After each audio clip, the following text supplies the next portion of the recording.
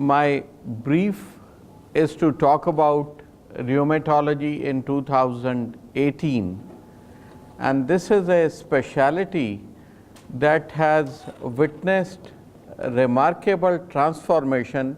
So I have preferred to subtitle my talk as the transformation from therapeutic pessimism to pharmacologic optimism. Let me begin by first introducing the specialty to you. What is rheumatology? I think this is a branch of medicine that deals with arthritis and rheumatism. Broadly speaking, arthritis refers to inflammation in a joint. So whenever you have pain, swelling or stiffness in and around a joint, you refer to that as arthritis. And there are more than 100 different varieties of arthritis that are currently known. There is much more to rheumatology than arthritis, and rheumatism is a more broad term. It's an umbrella term, and when you talk about rheumatism, you not only talk about joints, you also talk about the other components of the musculoskeletal system apart from the joints, the bones, the soft tissues, which comprise the tissues between the skin and the bones. So all in all, what you have is a term which encompasses aches, pains and stiffness in any of these joints. So rheumatology is a broad subspecialty of internal medicine. Arthritis is one of the things that we as rheumatologists handle, and this is to give you an idea of the spectrum of diseases that a rheumatologist encounters, ranging from tendinitis, bursitis to complex multi-system diseases like vasculitis, connective tissue diseases, inflammatory muscle diseases, the spondyloarthritis, bone diseases like osteoporosis, and the all-inclusive people would also include sport-related injuries. Now, arthritis, I already referred to the fact that is a big group. You have several different varieties, and this slide puts in perspective the ones that you encounter in clinical practice. The flagship disease is rheumatoid arthritis.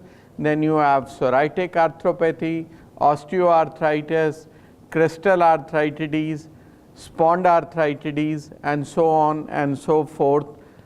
Much in the same way, soft tissue rheumatism includes several different entities ranging from tendinitis, bursitis, tennis elbow, golfer's elbow, trigger finger, frozen shoulder.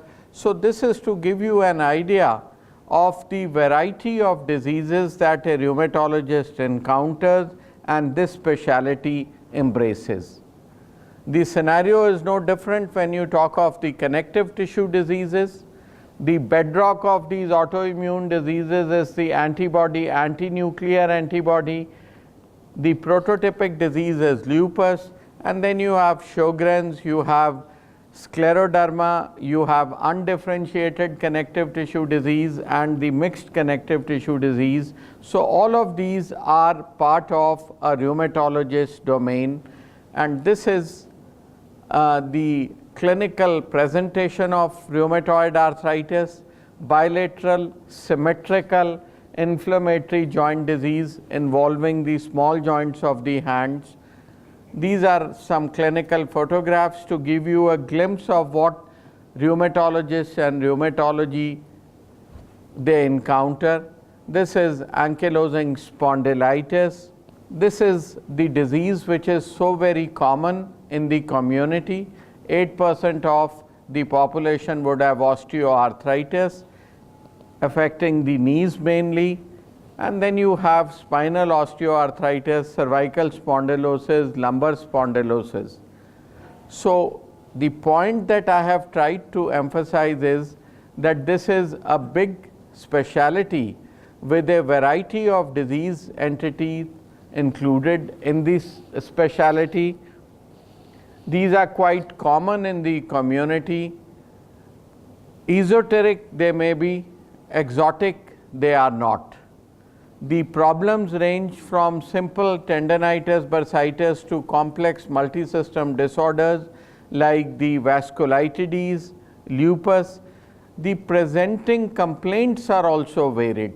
The patients, apart from joint pains, may present with fever, may present with skin rash, hair loss, sicca features, Raynaud's, and to compound matters, the array of tests that you utilize can be, for the uninitiated, bewilderingly complex. You have antibodies that range from anti-nuclear antibodies, the anti-cardiolipin antibodies, the beta-2 glycoprotein antibodies, the ENAs, the ANCAs, and several others.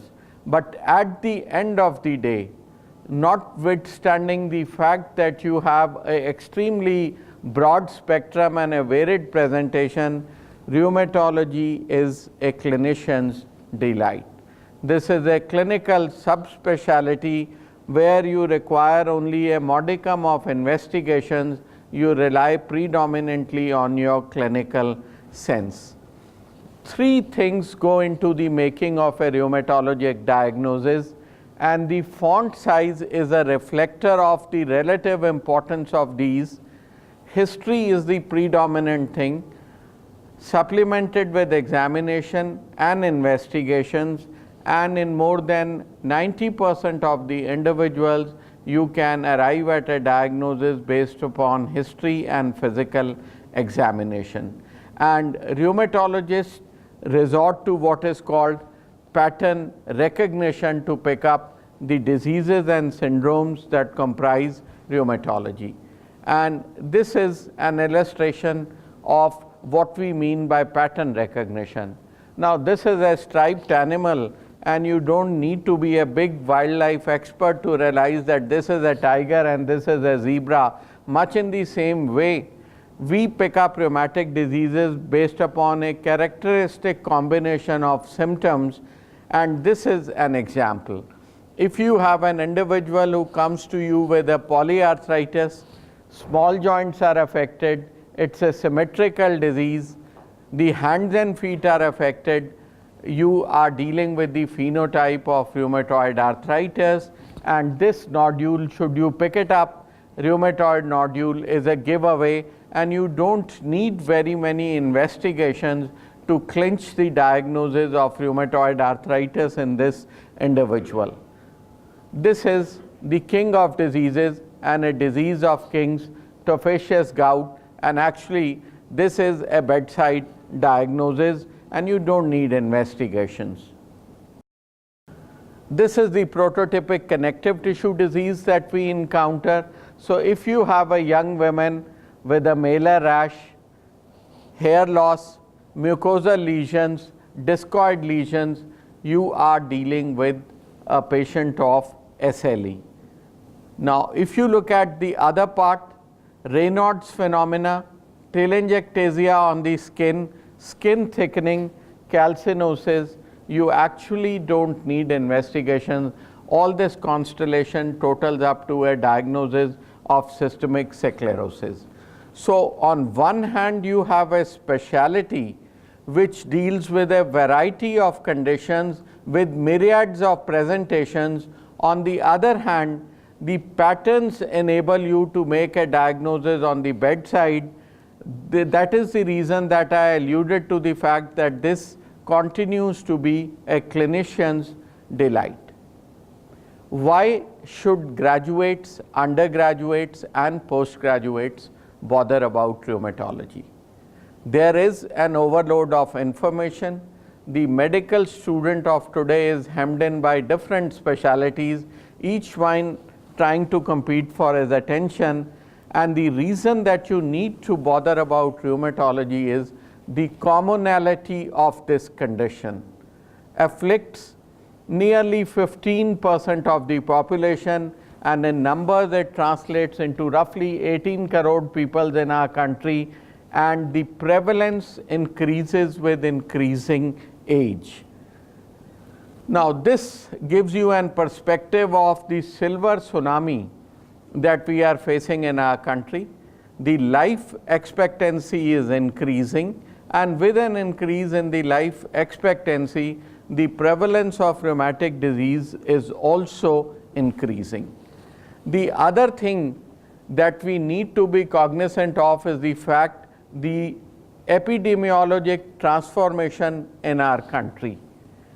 The mortality from infectious diseases is going down, so conditions like tuberculosis, malaria, typhoid continue to be important, but with better vector control strategies, improved sanitation, a greater uptake of vaccination programs, effective antibiotics, the mortality from infectious diseases is climbing down, whereas the mortality from non-communicable diseases is going up.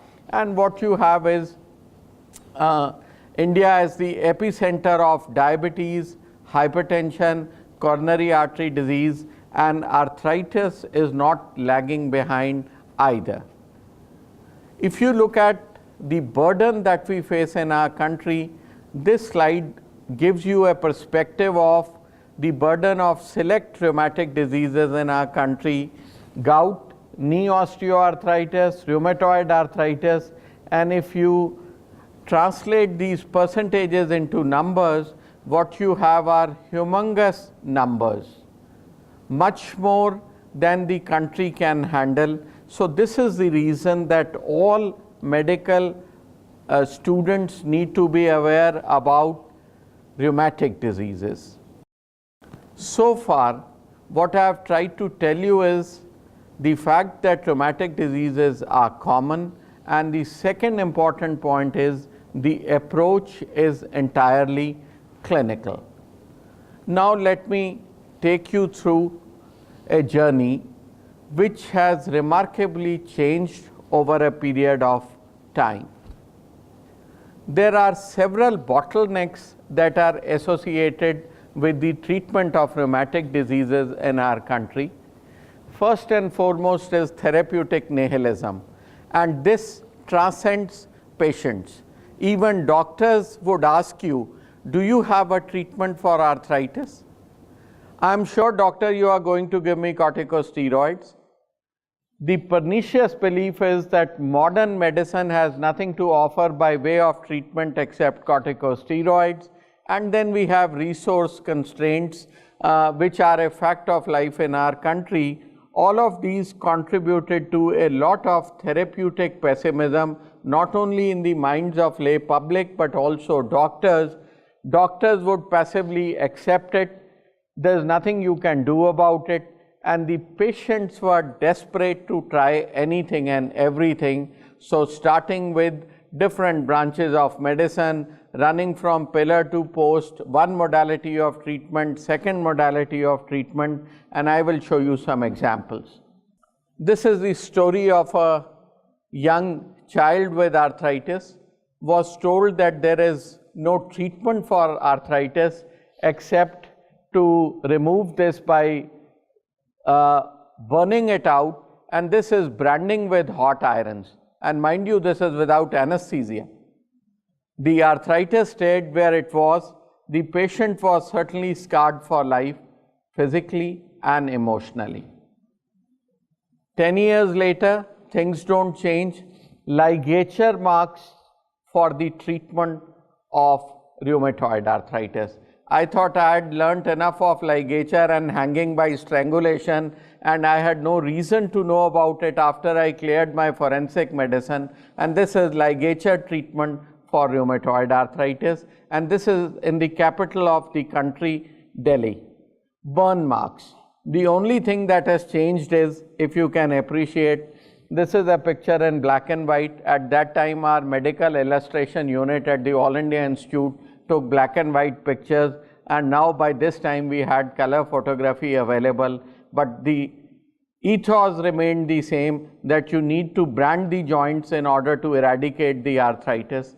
This is a girl from Uttaranchal who had lupus with antiphospholipid syndrome, and she was told that the only way that she could get treated is, you can appreciate these cut marks that she had to remove her rheumatism. Bloodletting in rheumatoid arthritis, not too distant past. This is the Jama Masjid area where there are practitioners who claim to remove your dirty blood so that your rheumatism can be removed. And this is magnetotherapy and the ubiquitous pudia, and there are no prizes for guessing this one, that this pulverized powder contains corticosteroids. Stone baths for rheumatism, and you can appreciate the pessimism in the minds of patients and the doctors. So where you have this, and this is something like the spa treatment for rheumatic diseases. Now, on a practical note, we talk about the big four of rheumatology, 4 conditions that are commonly encountered in the community, and we have low back pain topping the list, followed by osteoarthritis, and low backache is something like common cold. Almost everybody on this planet has experienced it. Then you have, in terms of the community, I am not talking in terms of hospital practice, you have soft tissue rheumatism like your tennis elbow, trigger finger, muscle pull, accounting for 12% of the patients, and all these so-called glamorous rheumatic diseases put together account for no more than 9%. But if you look at a corporate hospital or a tertiary level teaching institution, the bulk of your practice is going to be inflammatory rheumatic diseases. But no matter what, the common refrain of all these diseases is that the patient comes to the doctor with pain, and pain has been dubbed as the 5th vital sign. It's a universal manifestation of rheumatic diseases, and the fundamental thing is relief from pain. No matter what we talk about, the pathogenesis, the pathobiology, the pathoimmunology of all these conditions, immunoinflammatory conditions, the patient wants relief from pain. And to understand the saga of pain relief, one has to travel back in time. This is a picture that I took in the Denali National Park. This is the willow tree. And the story of pain relief started with the bark of this willow tree. Felix Hoffmann was a chemist working with the Bayer company. From the bark of the willow tree, he synthesized aspirin in 1899. His father suffered from rheumatism, and this had the company laughing all the way to the bank. This was a major breakthrough at the end of the 1899 aspirin, and this is something which brought relief to the millions of sufferers with rheumatic diseases. The honeymoon period did not last very long. It soon became apparent that anti-inflammatory drugs are associated with gastric ulcers and erosions, and by that time one realized that heroic doses of aspirin were good for the joints but bad for the stomach. In 1971, Sir John Vane propounded the Koch's hypothesis, and he went on to win the Nobel Prize in 1982 for his discovery concerning prostaglandins and related biologically active substances. 1988, the COX-1 gene was cloned. Then in 1991, we had the COX-2 gene identified, and soon thereafter we had the selective COX-2 inhibitors, which are gentler on the GI system. And now we have selective anti-inflammatory drugs, we have non-selective anti-inflammatory drugs, and selective COX-2 inhibitors are a major advance in administering pain relief because of their lesser propensity to cause GI side effects. It's a different story that they came into the eye of a storm because of their putative adverse cardiovascular outcomes. But all in all, this slide reflects the journey over a period of time from aspirin to the selective COX-2 inhibitors. Now, having talked about the anti-inflammatory drugs, let's talk about this drug which was touted as the panacea for rheumatoid arthritis. Now, the origin of the word panacea is quite interesting. Etymologically, this comes from the Greek word pan, which refers to all, and akos, which is remedy, a universal remedy for the disease. And when we talk about panacea in rheumatoid arthritis, we talk about this molecule which has two letters of the English alphabet associated with it, the letters E and the letter G. This is a picture from the archives of the Mayo Clinic, and in this flask you can see compound E. This is Edward Kendall and this is Philip Showalter Hench, and when this compound E was administered to Mrs. G, a 29-year-old woman with rheumatoid arthritis, and you can appreciate the foot deformities, things were never the same again. 21st of September 1948, compound E administered to Mrs. G, and legend has it that she went shopping. There was a bedridden patient, and this compound E is nothing else but cortisone, and this was called cortisone later in order to differentiate it from vitamin E.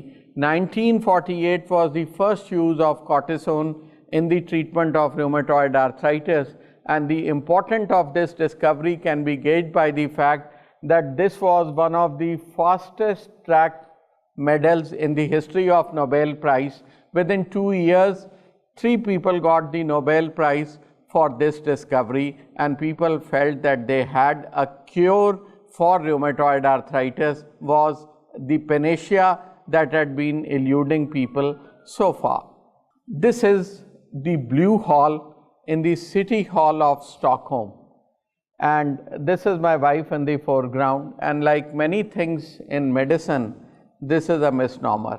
It isn't blue. You can see it is brick-lined, and this was witness to a very solemn ceremony on the 10th of December 1950, where these 3 individuals got the Nobel Prize for their discoveries relating to the hormones of the adrenal cortex and their structures and biological effects. 2 from the Mayo Clinic, 1 from Switzerland, and people felt that, we have conquered rheumatoid arthritis.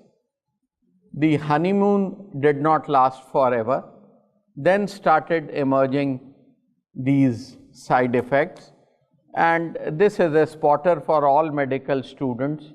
Corticosteroid induced buffalo hum, drugs that were widely utilized and equally widely misutilized in the treatment of rheumatic diseases, and the heroic doses led to a whole lot of side effects, so much so that these were then abandoned, and people felt that the initial euphoria was misplaced from a point when everybody was administered large doses of corticosteroids to a point where nobody would touch these molecules with a barge pole.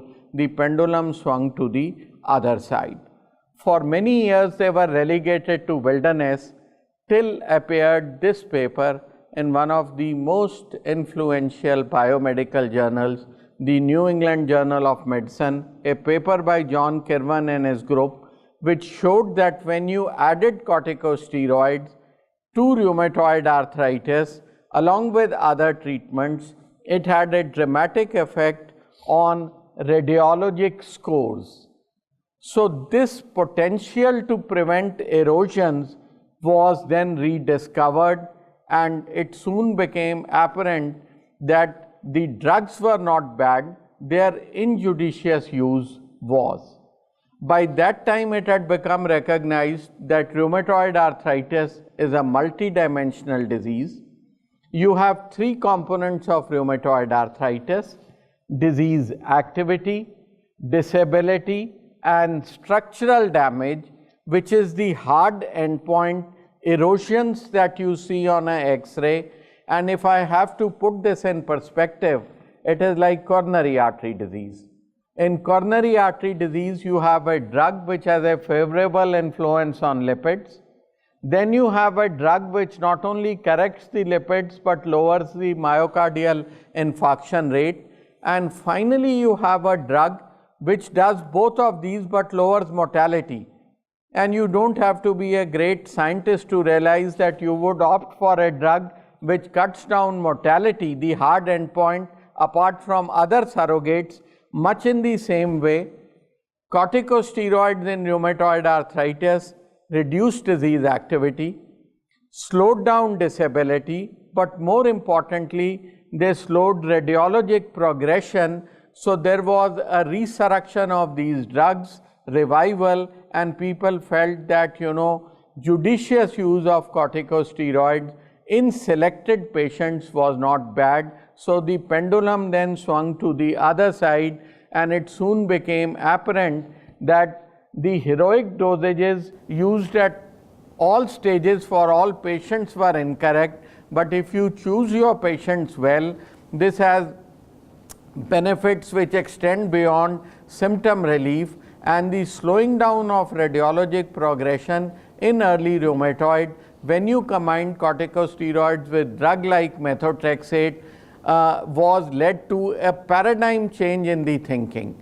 So the corticosteroids again have bounced back, but you need to use smaller dosages.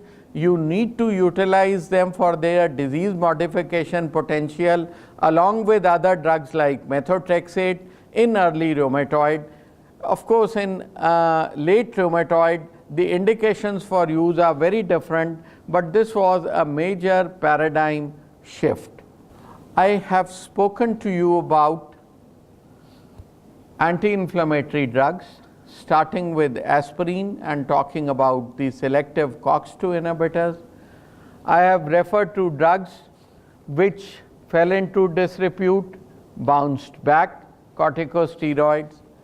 The 1990s belong to disease modifying drugs, and I use rheumatoid as the index disease for rheumatology. And if you look at the current use of synthetic DMARDs for the treatment of rheumatoid arthritis, you have 4 drugs: hydroxychloroquine, sulfasalazine, methotrexate, and leflunomide. And these are the scientists, chemists, doctors who worked behind the scenes for bringing these DMARDs from the bench to the bedside to the clinic. And you can appreciate here that methotrexate use was by Dr. Y. Subbarao, who worked with the Lederle company. This is a map of Egypt.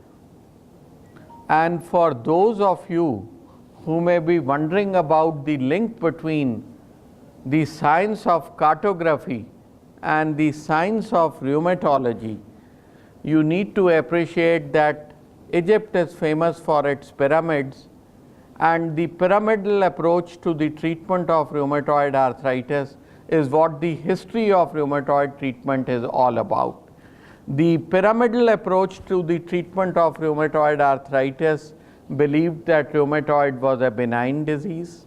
Anti-inflammatory drugs were deemed as safe, mild, so all people were offered rest, physiotherapy, pain relief. Drugs like chloroquine, hydroxychloroquine, and in those days gold, were used with much trepidation. Drugs like methotrexate were deemed far too toxic, and their use was reserved for the last. And then you had the orthopedic procedures, and the fallacy of this approach soon became apparent. By the time a rheumatologist walked his patient through the pyramid, deformities were the norm rather than the exception. And the buzzword in rheumatology soon became that leave the pyramid to the Egyptians, invert the pyramid, and treat rheumatoid early, treat effectively, hit early, hit hard, and keep on hitting. this became the treatment mantra for rheumatoid arthritis, and the disease modifying drugs, which used to be called in the literature of those times as the second line drugs, were soon rechristened as the frontline drugs for the treatment of rheumatoid arthritis, and early aggressive treatment became the norm. The buzzword was prevent deformities, prevent disability, prevent radiographic damage. What have been the advances in the treatment of rheumatoid arthritis? We have newer methods of using older drugs. Methotrexate is offered to all patients without exception, unless you have cogent reasons to withhold that. You start with higher dosages, build up rapidly, and after control, de-escalate gradually. So the method of using the drugs changed. Then targeted treatments, about which I shall talk in a little while, were soon became available. Then what was another important change was quantification in rheumatology. The science of metrology was adopted and adapted in clinical practice, and metrology is very different from the science of weather prediction or meteorology. And what is important is, don't forget this, quality of life of the patient, and as doctors it is incumbent upon us to be patient centric, and we need to take the patient's quality of life into view, and this was a major tectonic shift in the treatment of rheumatoid arthritis. If you look at the last decade in rheumatology, I think this has been dominated by the 20th letter of the English alphabet. I think we rheumatologists seem to have a penchant for the letters of the English alphabet, and I told you compound E administered to Mrs. G, and now we talk about T. And I think the last decade is dominated by this. We talk about the 6 T's of rheumatoid arthritis: time to treat, treat to target, and last but not the least, targeted treatments. Time to treat means that early treatment fetches you the best dividends. This is a slide which looks at the radiographic outcomes. Sharp Wender-Heide score is a validated score to measure radiologic progression, and as you can appreciate, early treatment, the reverberations are felt decades later. So if you start treatment early, the radiologic damage is much less. And if you look at the timing of institution of treatment and the probability of DMARD free remission, early treatment, the probability of DMARD free remission is higher, meaning thereby that from the word go you need to institute effective treatment. DMARDs are the frontline drugs. I would like to add one caveat here.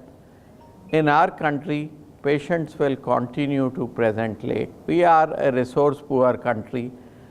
Patients lack awareness. We do not have the facilities. It is never too late to treat rheumatoid arthritis. There is nothing like a burnt out rheumatoid arthritis, and the fact remains that early treatment fetches you the best dividends. Now, the first set of T's refers to early treatment.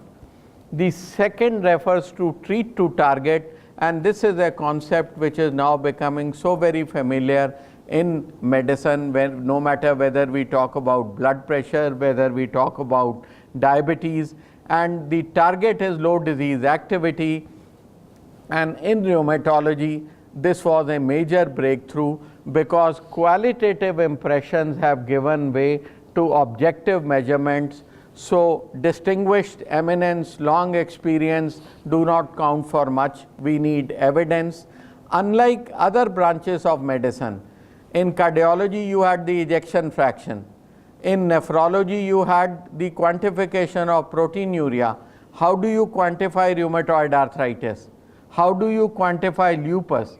Now we have validated scores available, and in the last 10 to 15 years we use these validated scores like simplified disease activity index, clinical disease activity index, you talk about SLEDAI, and this was a major breakthrough in rheumatology, because up until about 15 years ago, we went by clinical impressions, and clinical impressions in this era of evidence-based medicine are no good. So this was a major change in the treatment of rheumatic diseases, and the thing which changed things forever, the targeted treatments which really brought glamour to the specialty and succor to the life of the patients with rheumatic diseases, the targeted treatments.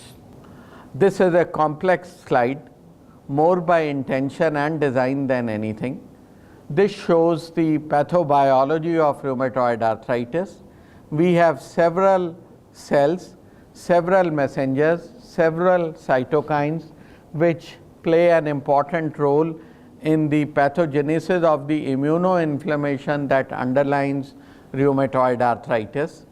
For a long while we had, and I showed you the wall of fame for conventional DMARDs, 4 disease modifying drugs: methotrexate, leflunomide, hydroxychloroquine, sulfasalazine, and then we had a spurt of new additions over last 20 years, and the transition from synthetic DMARDs to biologic DMARDs marked a transition from serendipity to specificity. These were drugs more by accident. We rheumatologists adapted and adopted them from other specialties.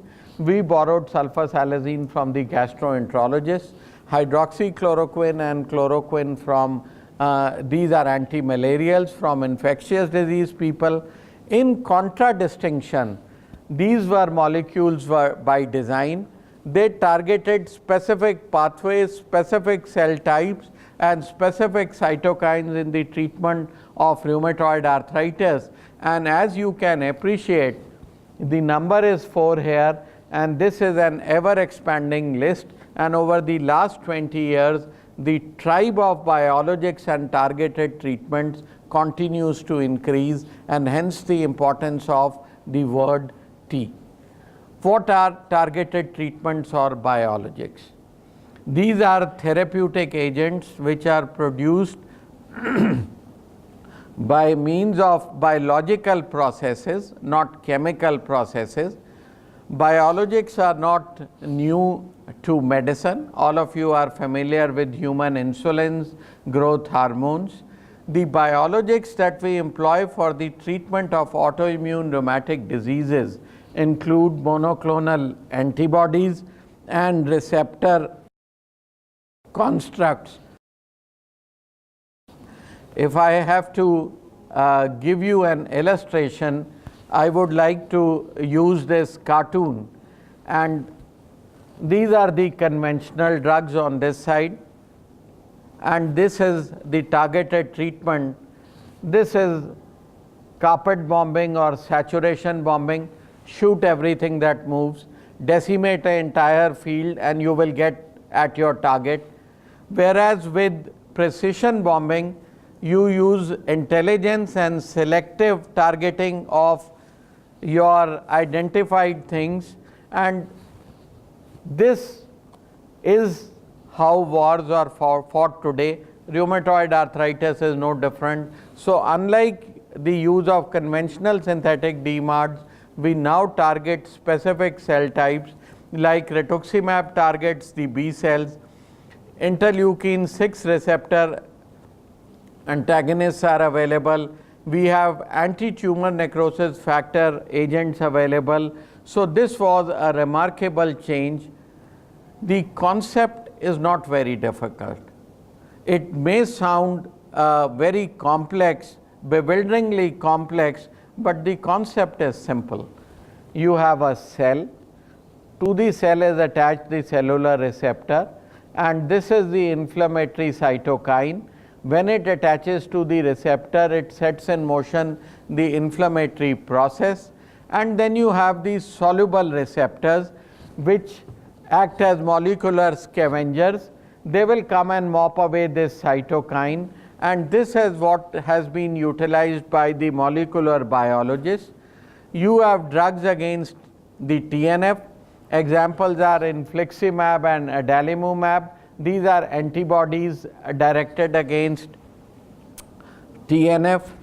Then you have drugs against the receptors, anakinra against IL-1, tocilizumab against IL-6, and then you have etanercept, which is a receptor construct which mops away the circulating TNF. If this TNF is mopped away, cannot attach to the receptor, cannot trigger the inflammatory pathways. So the concept is very simple. The problem lies in the details, but all you need to know that all of these processes were targeted by the molecular biologists, and this has led to a therapeutic revolution when you talk about the treatment of rheumatic diseases. Monoclonal antibodies, the suffix is mab, so infliximab, rituximab, tocilizumab are monoclonal antibodies.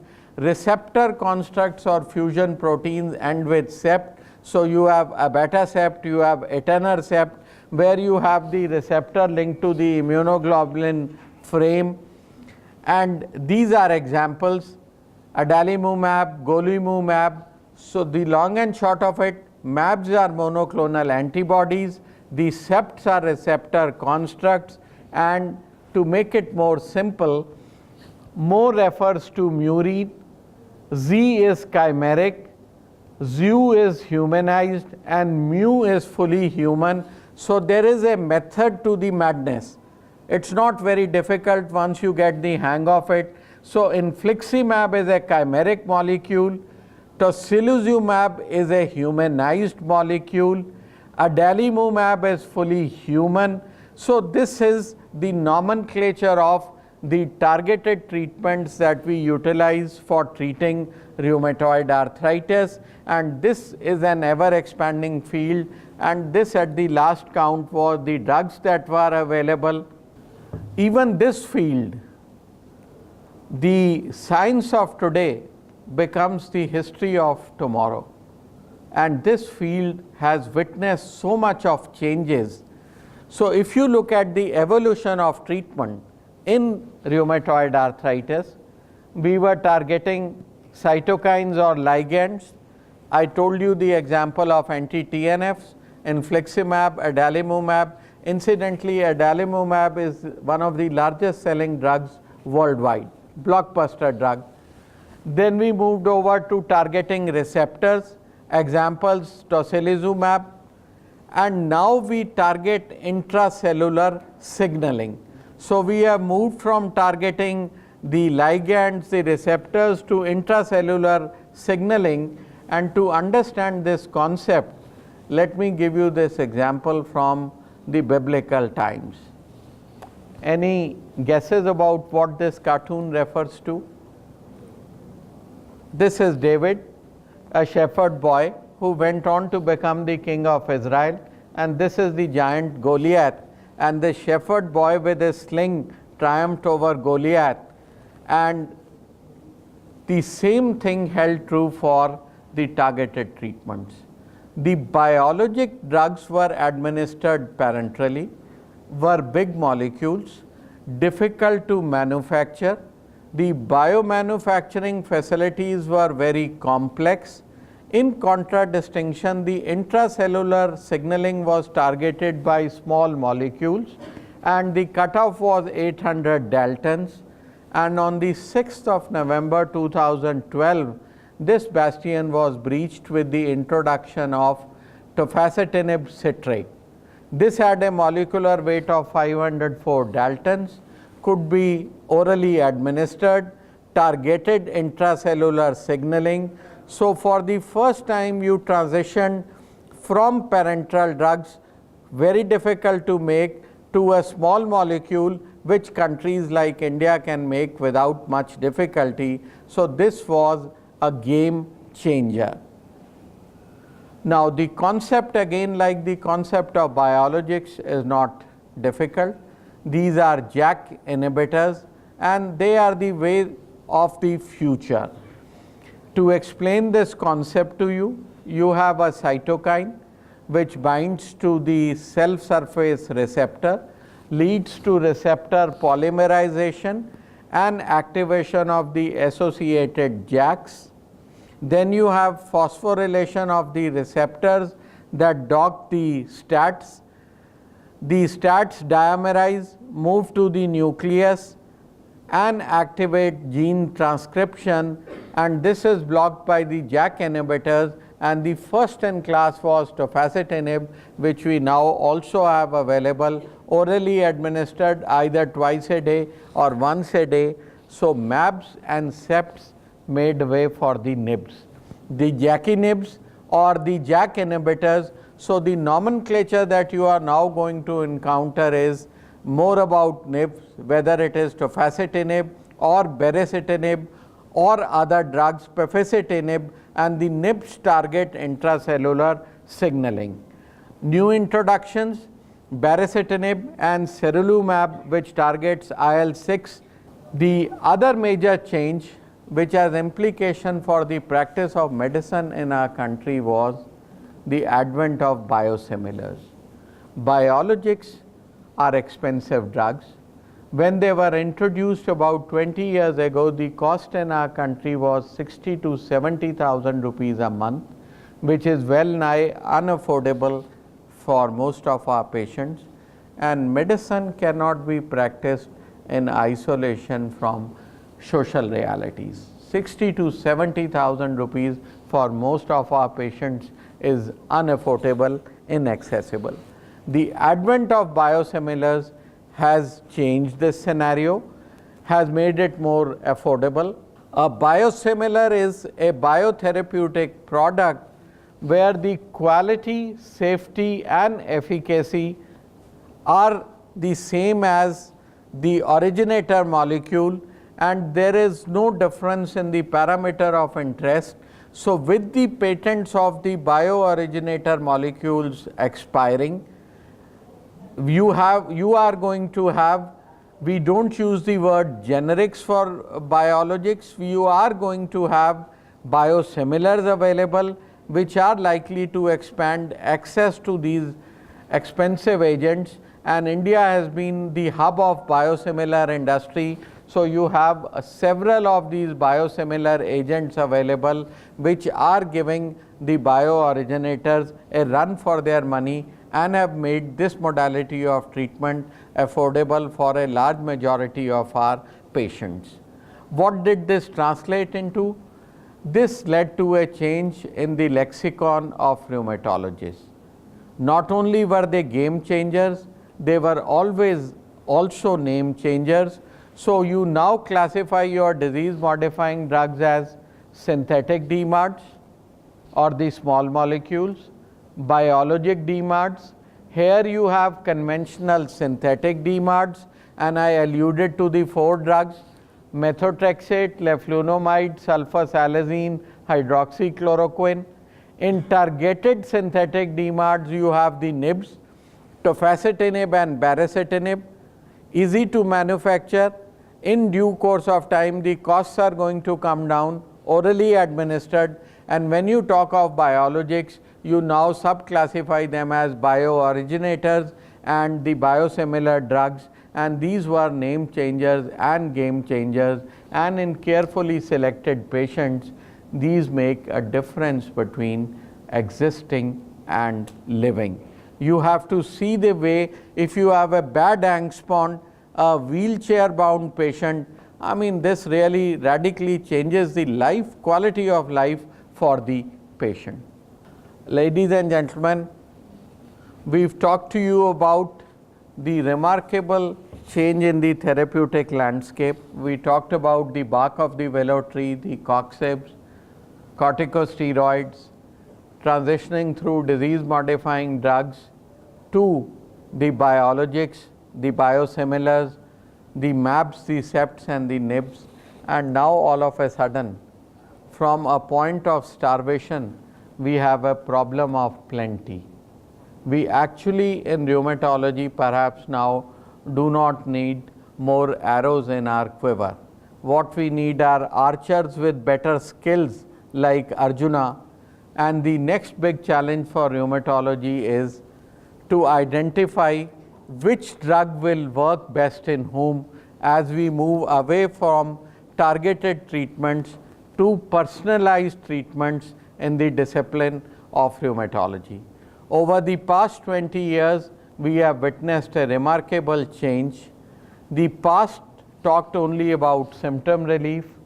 In the present, we have remission, and in the future, not only remission but drug-free remission, as rheumatologists have begun to talk not about symptom relief but dream of potential cure in the subspecialty that is rheumatology. Thank you very much for your kind attention.